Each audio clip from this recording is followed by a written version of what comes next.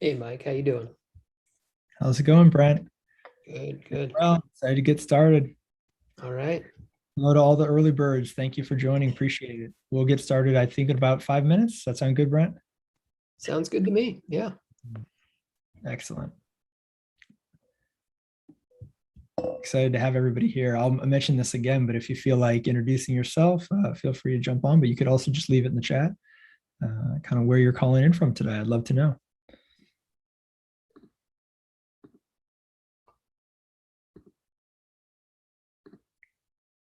I'll start. I'm Brent Hensey.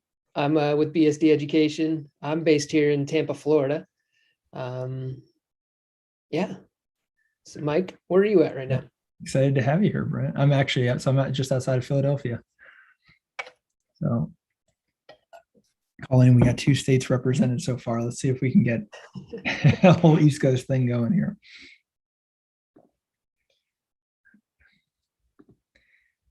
Cool. All right, we'll get started in just a little bit. Hang in there. Looking forward to it. I'm going to go ahead and begin recording. This recording is only going to be used just to let those who weren't able to participate today to catch up with us later. And I'll also send a recording to everybody at the end of probably by the end of the day tomorrow. So be on the lookout for that.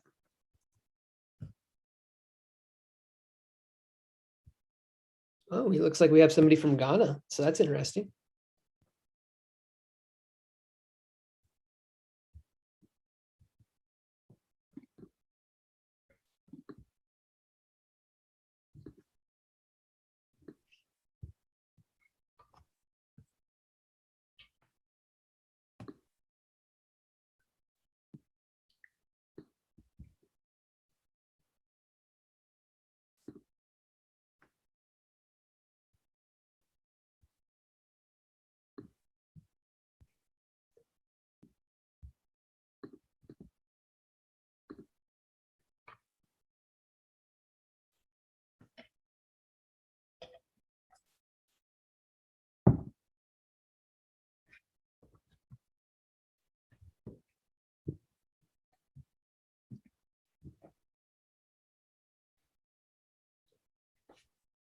I will give everybody just a few more minutes to join in with us. Thanks again for everyone who has gotten here early. We appreciate that.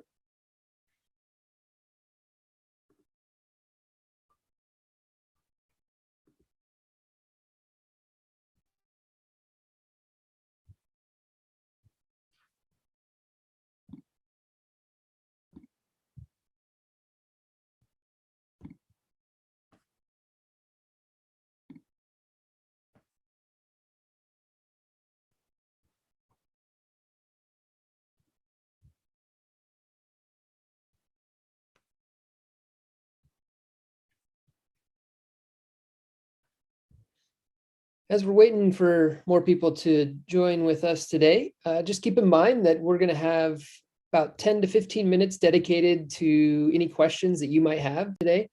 Please keep that in mind and save those questions for the end and we'll get those answered. If we're not able to get to all of the questions by the end of today's time, don't worry.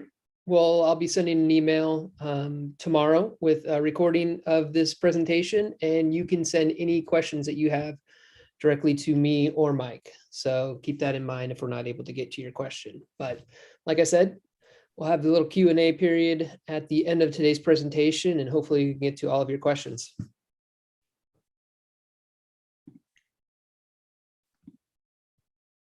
Awesome. Thanks, Brent.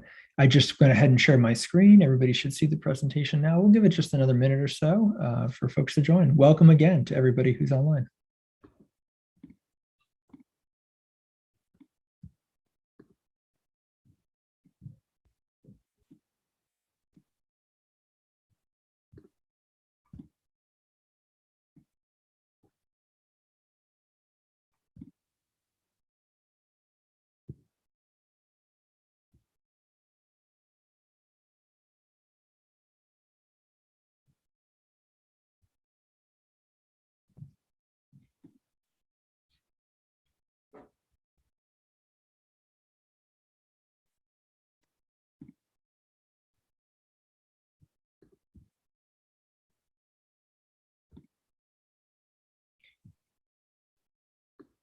All right.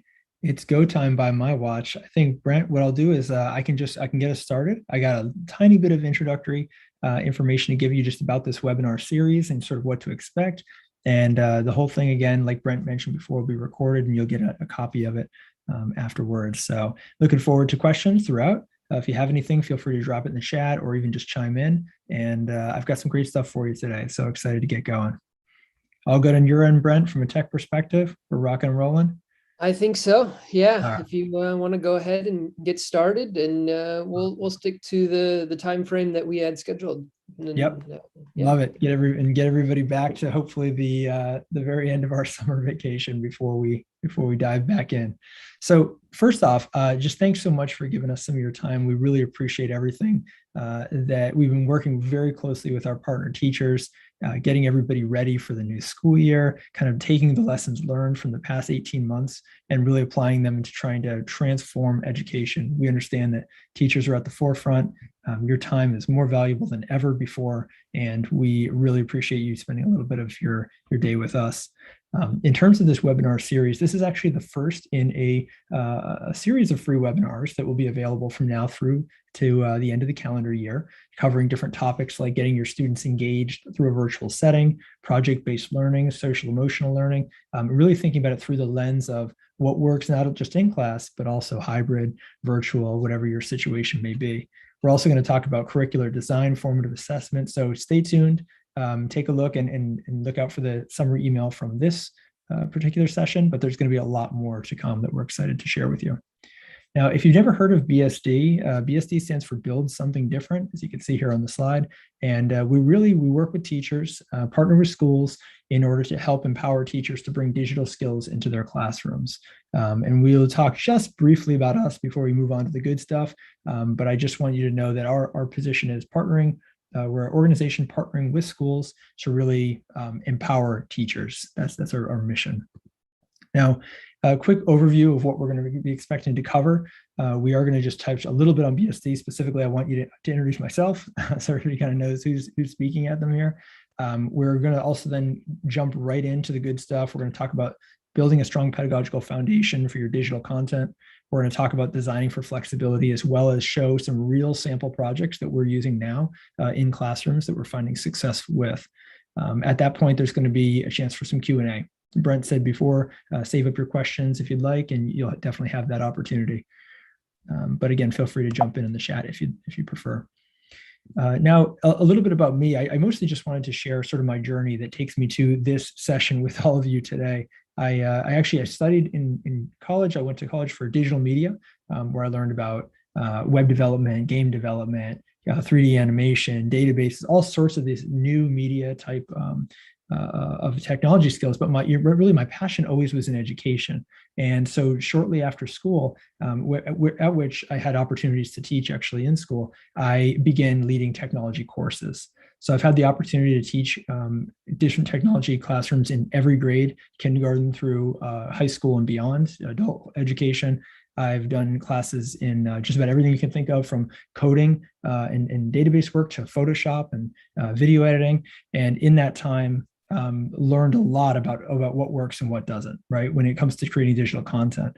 Currently at BSD, I facilitate professional development. So I'm the face that you see if you come to a professional development training at BSD. I also work with teachers throughout the year in continued coaching, which is an absolutely critical part of our overall organization, is being able to adapt on the fly with the schools that we work with. And my official role here is as Director of Professional Development. So I oversee our professional development and kind of the creation and execution of that globally. Now, let's talk about kind of what we believe to kind of level set and kind of allow you to get a perspective of where we're coming from. We mentioned digital skills a couple times already. Now, digital skills actually covers a lot of things. In some ways, it's like saying science, right? It's so broad. Do you study rocks or do you study rocket ships? It's all kind of under this umbrella of science. And digital skills are very much the same. And so what we do to kind of organize things and really help to direct and kind of focus the messaging is breaking it into hard skills, soft skills, and values. And this will be important for you to do as well. So it's good that we covered this really quickly. Now, the hard skills are often the things that are relatively short-term wins, meaning that your students will have opportunities out of school to do this in a career. They'll be able to build real things with them. There are things like coding and programming, data analysis, content creation for the web. It's the types of, when you talk about learning softwares and learning how coding languages work, the hard skills are really important for engaging students in the now and for empowering them to take that first step on their own. Now, I say short term because the soft skills below and the values below that really encompass a skill set of evergreen skills, future-proof skills, skills that really build into the ideas of working with a team. So all of our projects are, or all of our coursework, I should say, is project-based, meaning that students are working on their communication, collaboration, and critical thinking, those soft skills, and everything's written through the lens of curiosity, adaptability, resilience, and empathy. Those 4 values are BSD's kind of go-to skills that students need to succeed no matter what happens in the future, right? If we were all to have a conversation about what the world will look like in 100 years from now, we have no idea. It's going to be so different. It's going to be so dramatically different than what we have today. But what we do know is that curiosity and the ability to self-learn, adaptability, and the willingness to start over again, resilience, and that attitude of grit and not giving up, and empathy for other humans will always be factors that bring you through and allow you to be successful. So let's talk a little bit about where we're getting started. That was enough about BSD. Let's jump in. We're all here to learn about creating digital content for education. So when we're doing this, we really need to start at the beginning. We need to think about a pedagogical foundation. Now, I'm sure many of you on the call have been through various trainings before. I've been part of a master's program, whatever it may be, and you've discussed pedagogical foundations before. Maybe you've learned, combined components of child psychology or what have you to, kind of create that bedrock upon which the rest can be built. With BSD, our pedagogical foundation is Constructionism. All right, this is the foundation that we lean heavily on.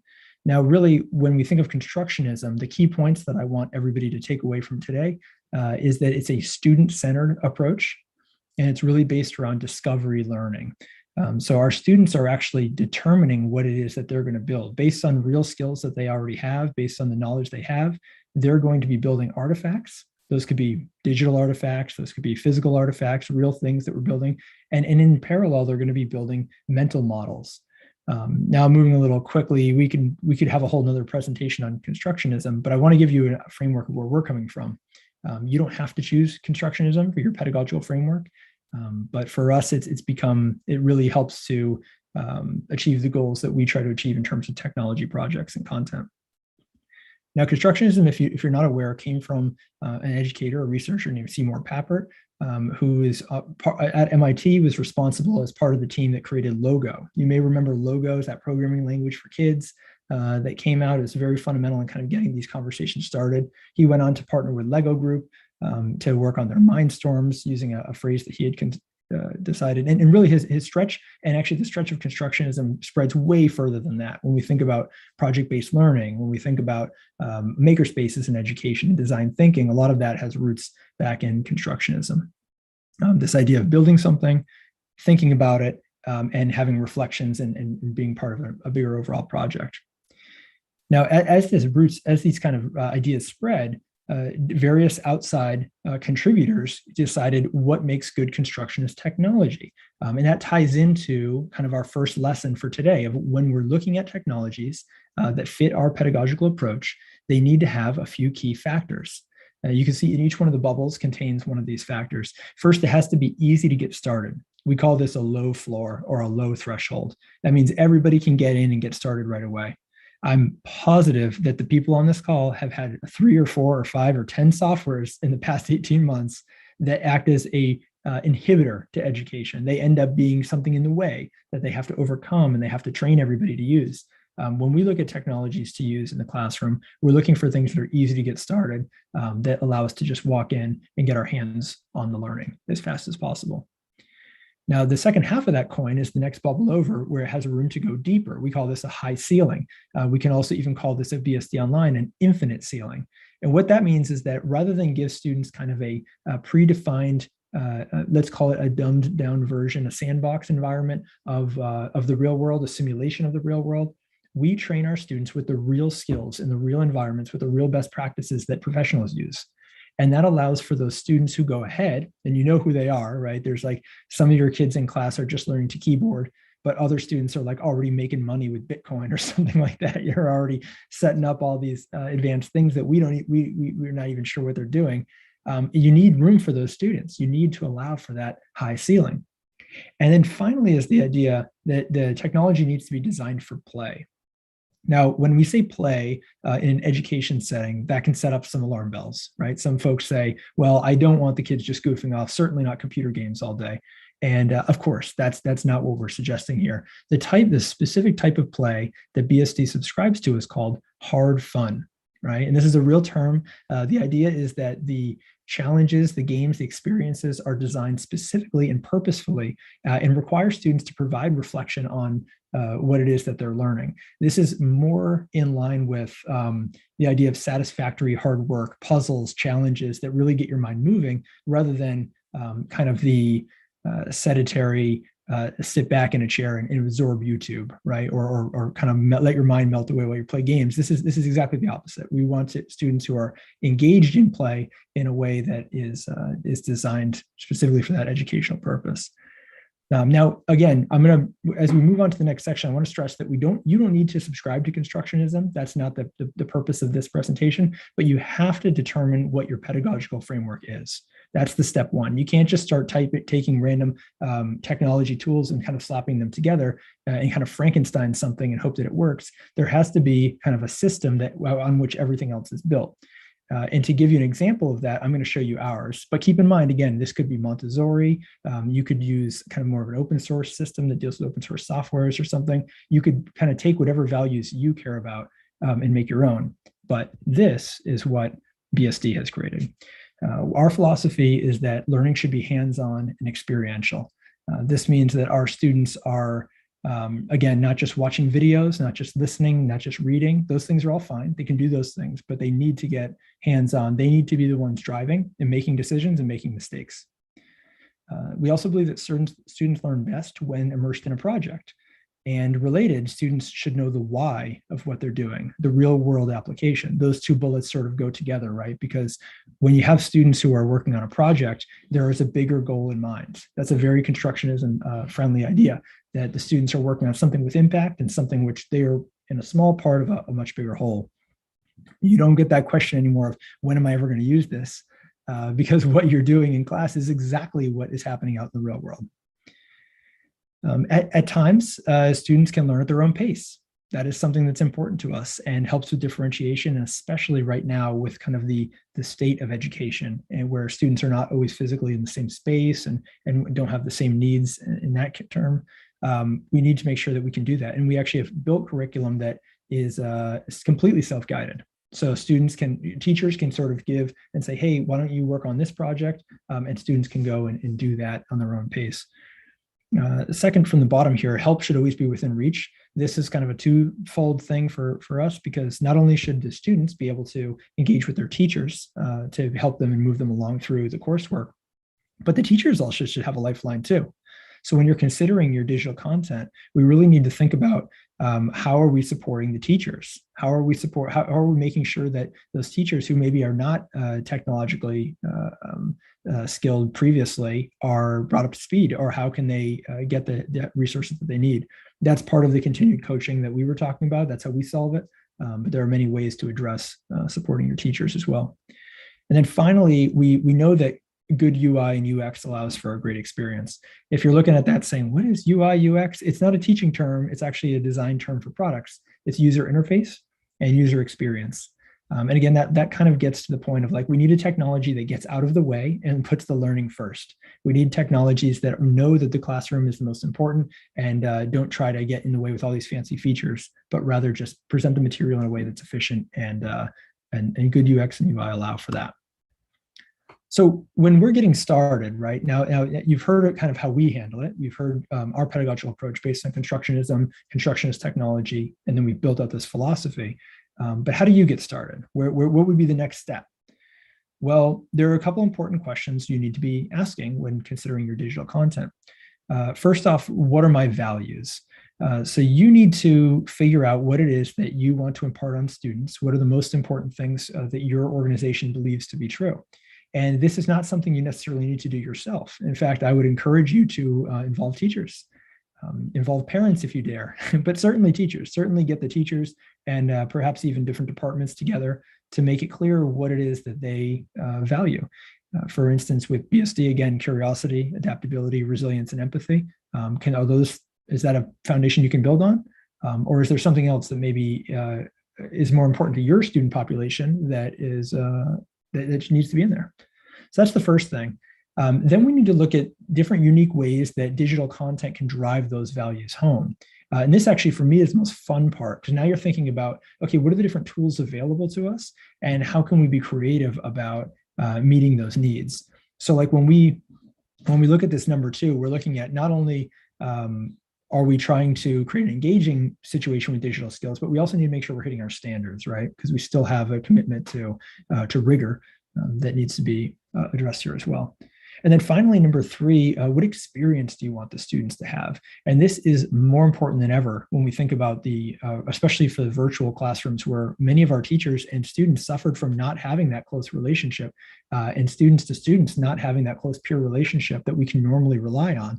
So we need to think about, in terms of experience, we need to think about engagement, enrichment, we need to think about relationship building, and all of those are a part of digital. Right. So if we're thinking about technology and like digital content, but we're not thinking about the experience that we want students to have and how they'll interact with each other, we're actually missing out on a big portion. Now, as you're going through this, right, and you'll have access to the slide deck, so you don't have to write all of this down here, but we've actually written down quite a bit. We've created this curriculum development process guide. It's a digital asset. It's like a little digital ebook, and we're going to be sharing this with everybody. So I think at the end, we can share it in the link. We'll definitely have it in the follow-up email, but Brent will probably put it at the end of the chat. We'll put that into the link so everybody can take a look at this. And what this really is it's kind of us matching what we say we do with what the research says we should do, right? We're really taking a research-based approach to all of this. So we're making sure the data is there, and that the real world experience is backing up the approach that we take with constructionism. We also, in this, address formative assessment practices, which we're going to have an entire other session for later in the year. So look out for that when we talk about formative assessment online. And we've created also a logic model to document the whole thing, to connect it all together. So yeah, check that out, definitely. We've actually recently had the entire process certified by an organization here in the US called Digital Promise. It's a third party that went through. We compiled everything together and submitted it, and they deemed that, in fact, it is what we say it is. And I'm really proud of that, and proud of the team for putting that together. But it's really becomes a free benefit for all of us now, right? Now we can share it with you, and you can take a look and hopefully use it as a guide for developing and having those conversations with your own team about what are your values, how can we create unique digital experiences, and how do we want that to look for our students. So again, look out for the link for that. I want to take 1 second real quick to see if there are any questions. Brent has put a few things in the chat for us. I appreciate that, Brent. Feel free to drop something in the chat or unmute yourself if you have a question. The next section we're going to talk about is flexibility. Any questions? Great. All right, cool. If you have any at the end, please feel free to jump in. So the next phase here of our, we're going to get maybe into some more specifics, right? Let's talk about what are the do's and don'ts, right, when we're doing this, and also what are some real world examples that we can base from. So flexibility, Flexibility has taken on a whole new meaning in our teaching environment today. We've always had to account for flexibility, right? There's always been differences in our classrooms. There are different levels of reading comprehension. There are different interests. There are certainly all different backgrounds and attitudes towards education that have made differentiation key in education since the beginning of formal education. That has been exploded out into this extreme where the lines between home and school are being blurred, while the lines between the disparities between different communities are actually being shown and revealed to be stronger than we thought that maybe they were. The access to to places to work, the access to internet connection, the access to technology is not the same for all students. So how do we create digital content that deals with this, right? And this is a challenge that we face as a global organization all the time. I'll get into some examples of that in just a moment. We've all been, so first off, virtual or face-to-face. We need to think about how our curriculum can work in both of these scenarios. We need high quality virtual content. We've all experienced virtual teaching over the past 18 months. And I think we've all probably seen some uninspired, ineffective solutions. And there are a lot of reasons for that, right? I mean, every single one of us has been working as hard as we can to create these opportunities for students.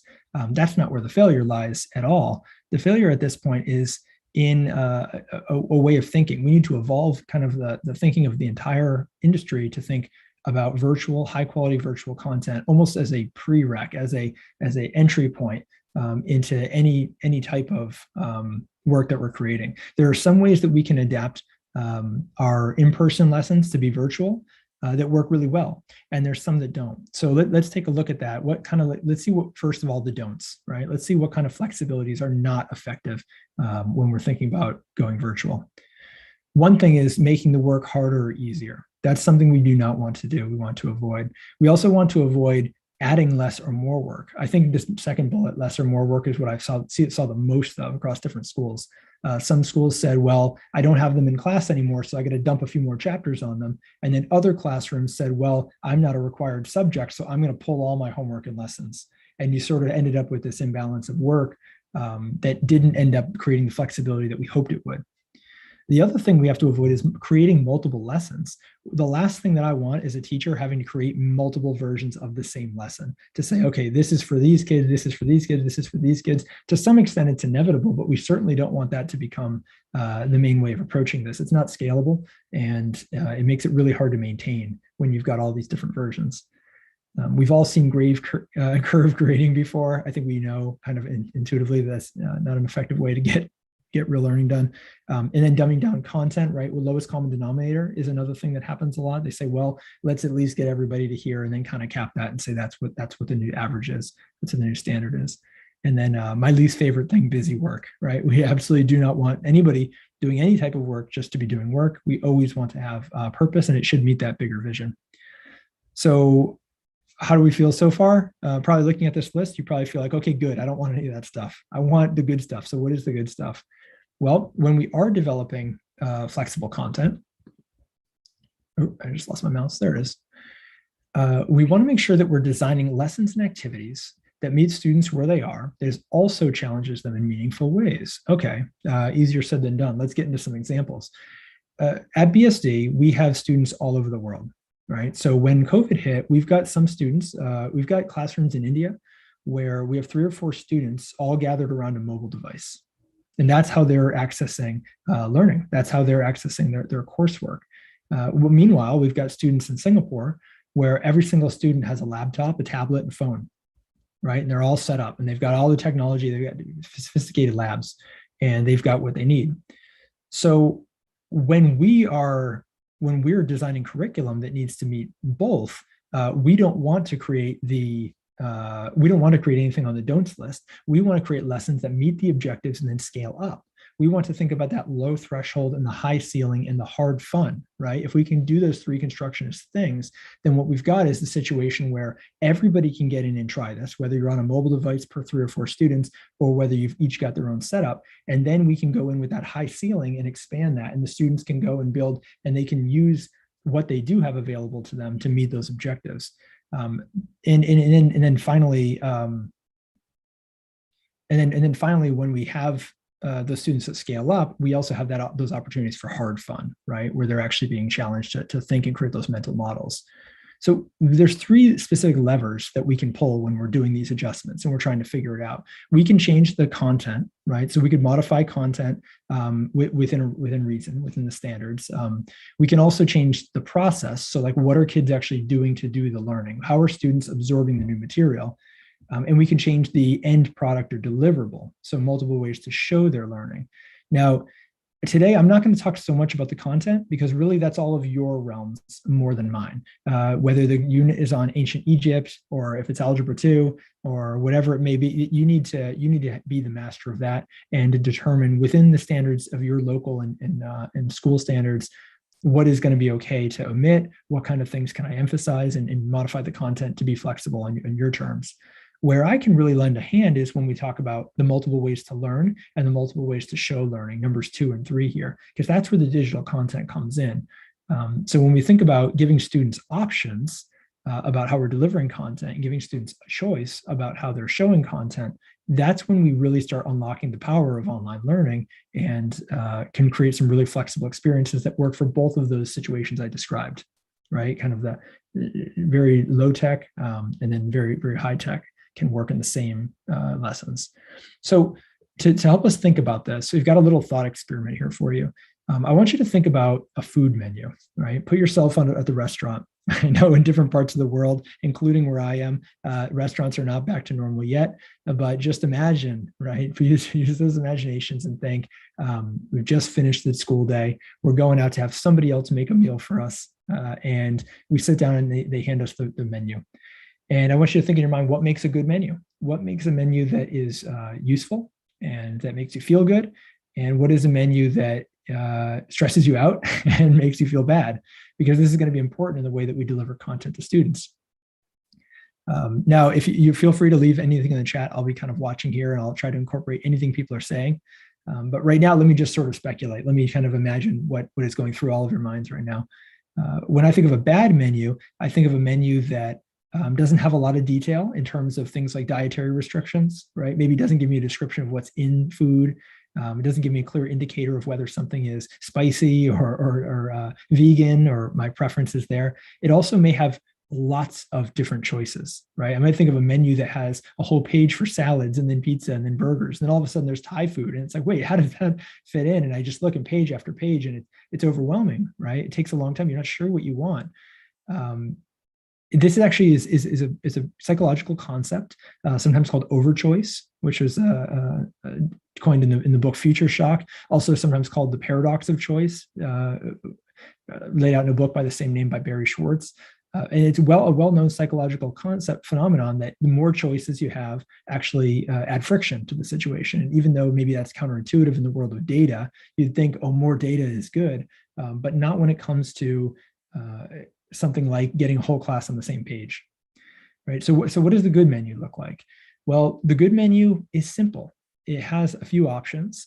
It clearly lays out what's going to be in it. Maybe there's images to kind of show examples of what it is that could show up at your table.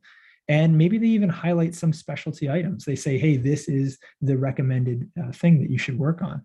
And when we think about how we want to present options to our students, we want to think about that good menu experience. So let me show you how I do it, right? So I mentioned before, I taught technology classes in every shape and size. And when I would do that, I would use a list like this. Now, the list that students see is not quite the same as the list that I have, right?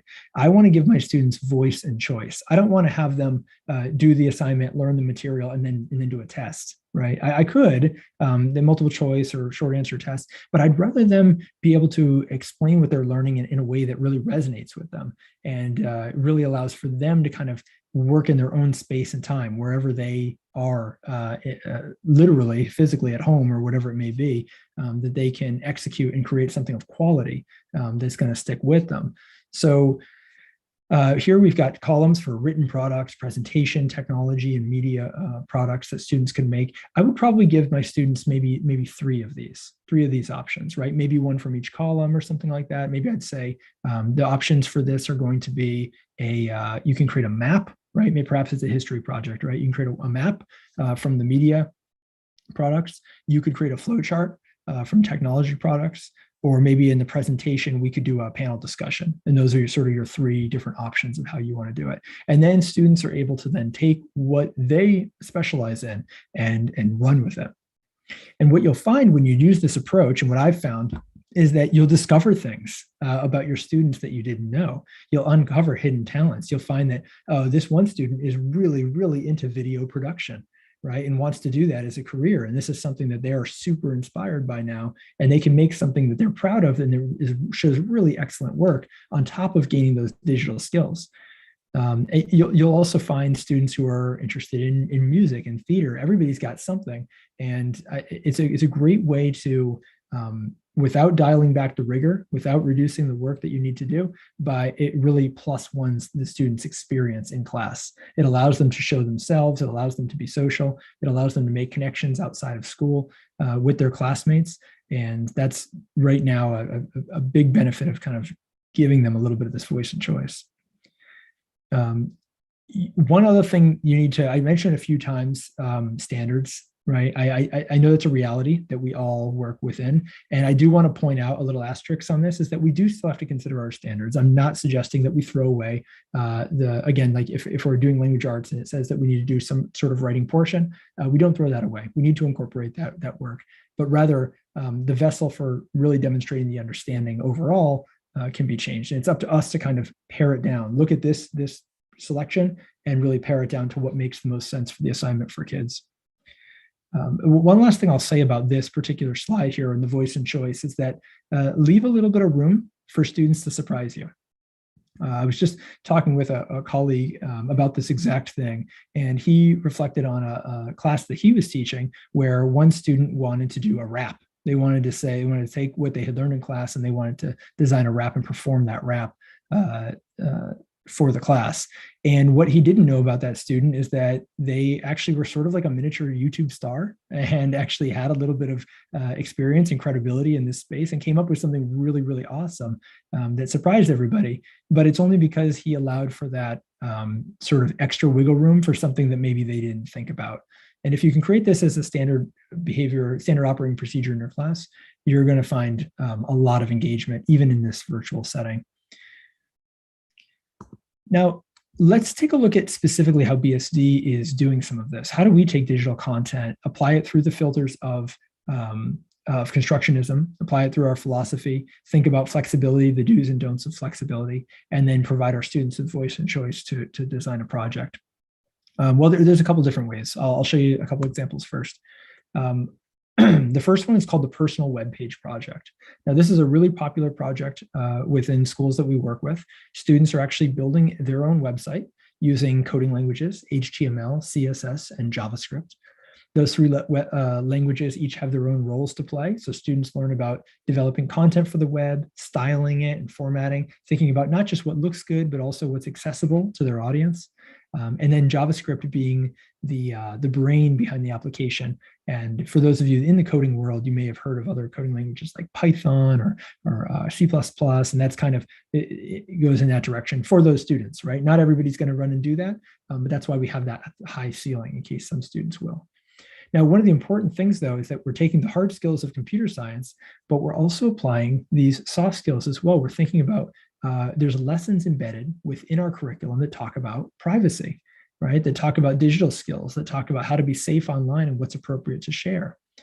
And by doing this, we're actually enabling students to learn a hard skill, right? Learn soft skills like digital citizenship and responsibility, but also along the way, they're making all the decisions about this project. So they're creating, they're choosing their colors, they're choosing their content, they're choosing their topics, they're creating their images. And so what happens is that everyone goes through this same technology project. Remember, we're talking about digital content for education. Everyone's going through this same course, the same project work, this lesson, but at the end, all of their portfolios looks very unique. Everybody's looks different. Everybody made different choices along the way, but still came out and met the objectives, right? These are the types of projects that BSD facilitates that really resonates with everything that we've been talking about, kind of puts it all together for us. Another example of a project like this could be the Digital Citizenship Guide. This is another project that is open-ended for students in a different way. So the Digital Citizenship Guide is about making commitments and becoming aware and also becoming accountable for your actions online. And so we still have HTML, CSS, and JavaScript. We still have students who are learning real coding languages. We still have these digital citizenship activities, discussions, worksheets that are happening on the side, readings that they have to complete. But who comes up with the pledge? The students do. It comes from the students in the constructionism style where students are guiding and leading the learning and students are kind of paving the way. That's what they're doing here. They're making the commitment to do these different things. So it's not me as the teacher saying, this is how you need to behave online. It's them using what they've learned, doing further research and coming up with the pledge that they've created. And you can bet that they're going to follow the rules that they came up with a lot better than the rules that I come up with. And so this is just another example of sort of giving students a framework to work in, right? Remember, a limited number of menu items, flexibility to create their own path, but ultimately meeting your standards, right? Meeting your objectives. And so this is what BSD helps design, all the time. This is our bread and butter. Now, I'm going to move just before we jump into Q&A, which I'm happy to answer any questions that come up. I do want to also share a couple different opportunities that are available to the folks on this call right now, on this webinar. One would be, I encourage you to check us out on Hour of Code. Right. For those of you who have done maybe a little technology classes before, you've probably heard of Hour of Code. It's been around for a number of years now, and BSD has been involved also for a number of years. We have donated our projects to their platform.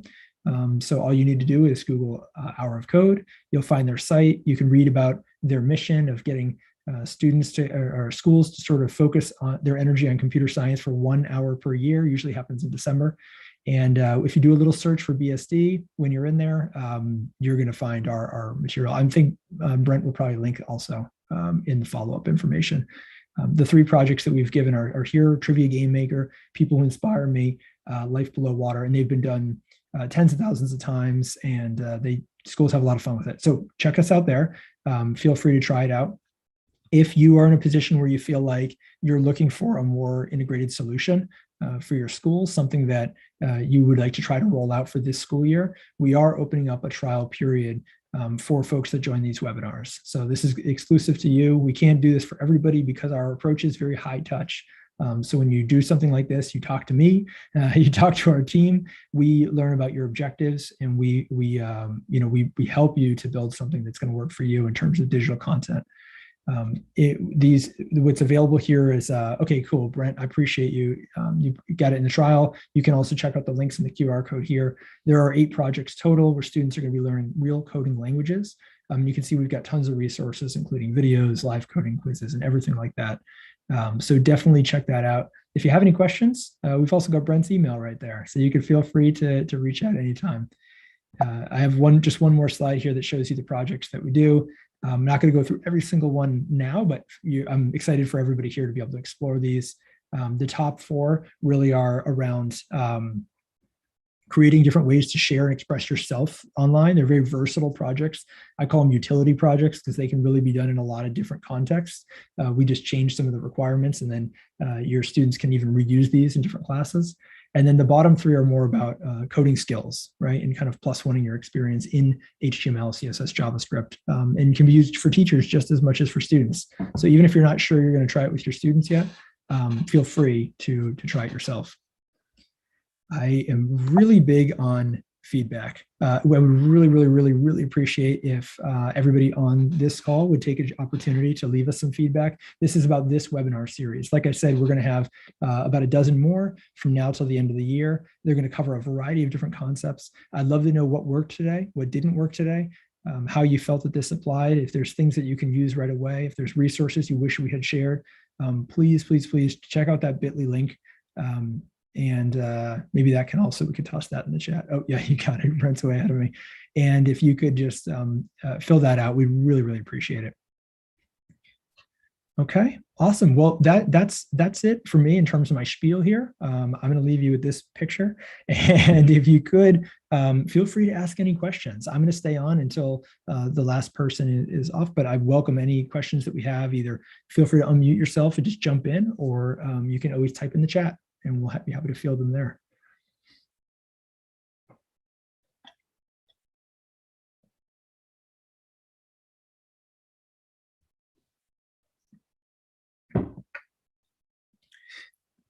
A few more seconds, give everybody another. I'm not going to say anything. You can jump right in. Hi, this is Araba from Ghana. Welcome. Yeah, thanks. So I'm actually here because a friend of mine is trying to see whether we can actually get this started in Ghana, because I'm sure you know BSD is not in Ghana. But one of the bottlenecks, if I can call it that, would be the cost implications Sure. to kids on this end. So I don't know if you have any comments on that. Yeah. I mean, Brent and I wouldn't get into it right now in this setting, but what I will tell you though is that first off, the trial projects to be used now are obviously available to you as a starting point. But I would really encourage you working with our team to really dial that in and figure it out, because we actually have we can really build a program that meets the various needs. I mean, we would love to be able to help. I think as a organization that's in education, technology education, especially right now in history, our priority is to get digital skills into the hands of all students.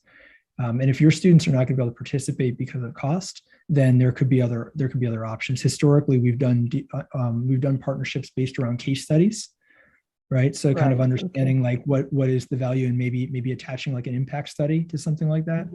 Again, it's not really my area to sort of be able to make arrangements like that, but I know that it's possible, and we would love to be able to help. And so yeah, please reach out to Brent, and he'll put you in contact with our team, and they'll get creative. Right. Okay. Sounds good. Thank you. Awesome. Thanks so much for joining us today. I appreciate it. Okay. Anybody else?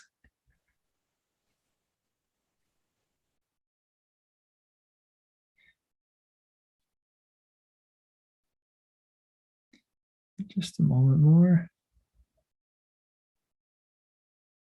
Cool. Well, you know what? Another really valuable thing for us all to get back is 5 minutes. So I'm okay with that too. Thanks, Brent. I saw you in the chat there. Any last remarks from your end, Brent, as far as next steps? It sounds like they're going to be getting an awesome little goodie bag that has like all the links from today. Right? Is that the case? Right. Correct. Yeah. Tomorrow I'll be sending out an email with the recording of this presentation and some of the links we mentioned today. So you'll have all that handy. And just a reminder that we have more webinars coming. We have one next week with Mike as well. So be on the lookout for that. And thank you for joining. We really appreciate it. If you could leave any feedback that you have, negative or positive, we'd really love to hear from you, just so we can make these better, make them more informative for you. And we hope to see you again. So thank you for joining. Awesome. Thanks, Brent. Take care, everybody. Hope everyone has a wonderful last few days of your break. You earned it, and we'll hope to see you soon. Thank you, everybody. Bye.